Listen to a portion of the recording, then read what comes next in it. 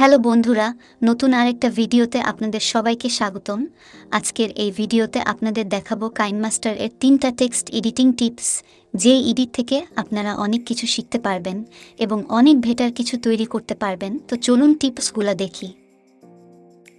Tips number 1, KineMaster অ্যাপটি open করবেন, তারপর মিডিয়া থেকে কালো কালারের একটা ব্যাকগ্রাউন্ড নেবেন। তারপর লেয়ার অপশন থেকে টেক্সট এ চলে যাবেন। নাও আপনার যে টেক্সটটি লিখতে চান ওইটা এখানে লিখে অ্যাড করবেন। তো আমি এইখানে আমার চ্যানেলের নামটি দিয়ে দেই। এখন আপনারা ফন্ট অপশন থেকে আপনাদের ইচ্ছে মতো যে কোনো একটি ফন্ট সিলেক্ট করতে পারেন। আমি এইটা দিয়ে আপনাদের দেখাচ্ছি। এখন টেক্সটার সাইজ অ্যাডজাস্ট করে নেবেন। তারপর আবারও লেয়ার অপশনে গিয়ে হ্যান্ডরাইটিং এ চলে যাবেন। হ্যান্ডরাইটিং এ আসার পর এইখান থেকে পেন্সিল সিলেক্ট করবেন, তারপর এর সাইজটা বাড়িয়ে নেবেন। তারপর এইখানে এই রকমভাবে দাগ দিবেন, বিভিন্ন কালার পরিবর্তন করে। আমি এটা করে আপনাদের দেখাচ্ছি। তো এইখানে একটা দাগ দেওয়ার পর কালার পরিবর্তন করে দাগ দিন।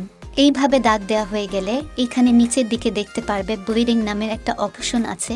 এইখানে যাবেন, যাওয়ার পর এইখান থেকে একটু নিচের দিকে গেলেই দেখতে পারবেন ড্র্যাগের নামের একটা অপশন আছে। এটা সিলেক্ট করলেই দেখতে পারবেন যে কালারগুলা দিছিলেন ওইগুলা আপনার টেক্সটের সাথে অ্যাডজাস্ট হয়ে গেছে। তো এইভাবে আপনার টেক্সটগুলোতে বিভিন্ন ধরনের কালার দিতে পারবেন। তো চলুন টিপস নাম্বার 2 দেখে নেই। সেকেন্ড যে টিপস ওইটা আগের মতোই, কালো কালারের ব্যাকগ্রাউন্ড নেবেন। তারপর এখান থেকে আমি মিউজিক লিখে দিচ্ছি। আপনারা চাইলে যে কোনো কিছু লিখতে পারেন। এই এডিটটা বেস্ট একটা এডিট, যেটা অনেক ইউনিক। আপনারা অবশ্যই ট্রাই করবেন। টেক্সট লেখার পর ফন্ট স্টাইল দিয়ে দিবেন আপনাদের পছন্দ মতো। আমি এইটা ইউজ করে দেখাচ্ছি। তারপর ফন্টের সাইজটা বড় করে দেই। এখন লেয়ার থেকে স্টিকার অপশনস যাবেন, যাওয়ার পর অডিও স্পেকট্রাম নামে কিছু স্টিকার আপনারা দেখতে পাচ্ছেন। এইগুলা ডাউনলোড করতে হবে। এইগুলা ডাউনলোড করার জন্য আপনারা স্টোরে চলে যাবে। যাওয়ার পর দেখতে পাচ্ছেন এখানে অনেকগুলা স্টিকার রয়েছে। এখান থেকে একদম নিচে চলে যাবে, তারপর দেখতে পারবেন এখানে স্পেশাল ইফেক্ট নামে কিছু স্টিকার আছে। এখান থেকে আপনারা অডিও স্পেকট্রাম স্টিকার ডাউনলোড করবেন। আমার এখানে ডাউনলোড করা আছে। এখান থেকে সিলেক্ট করলে দেখতে পারবেন এইগুলা এইরকম দেখাবে। তারপর এইটাতেও সেমভাবে ব্লিডিং অপশন যাবেন, তারপর ডার্কেন সিলেক্ট করবেন।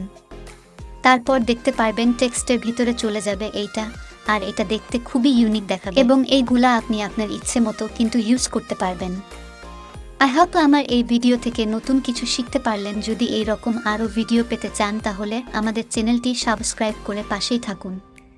তো চলুন টিপস নাম্বার 3 দেখে নেই। টিপস নাম্বার 3, মুভিং টেক্সট, যেটা আপনি আপনার যে কোনো ভিডিওতে ব্যবহার করতে পারবেন। ভিডিও এর নিচের অংশে প্রথমে আপনি মিডিয়া থেকে একটি ভিডিও অথবা পিকচার নিয়ে নেবেন। আমি পিকচার নিয়ে আপনাদের দেখাচ্ছি। আপনারা ভিডিওতেও এই টিপসটা ব্যবহার করতে পারবেন। আমি এইখানে ফটোর মধ্যে করে আপনাদের দেখাচ্ছি। এইখান থেকে টেক্সটটা লিখে নেবেন।